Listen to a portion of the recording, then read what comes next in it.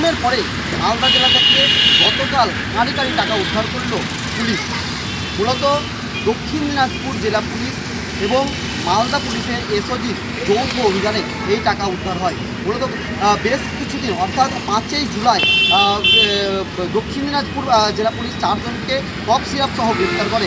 এরপরেই কিন্তু এই যে ফ্ল্যাটে থাকা ব্যবসায়ী, ওষুধ ব্যবসায়ী পিন্টু সরকারের নাম উঠে আসে।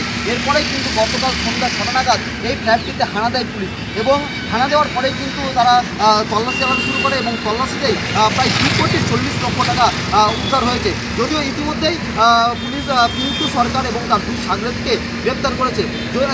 স্থানীয় সূত্রে জানা গিয়েছে যে এই ঘটনার পিছনে কিন্তু এক প্রভাবশালী তৃণমূল নেতার ঘনিষ্ঠ ব্যবসায়ী যোগ থাকতে পারে এবং তার পাশাপাশি পুলিশ ইতিমধ্যেই পিন্টু সরকার সহ আরও 2 জনকে গ্রেপ্তার করে কিন্তু তাদের জিজ্ঞাসাবাদ চালাচ্ছে।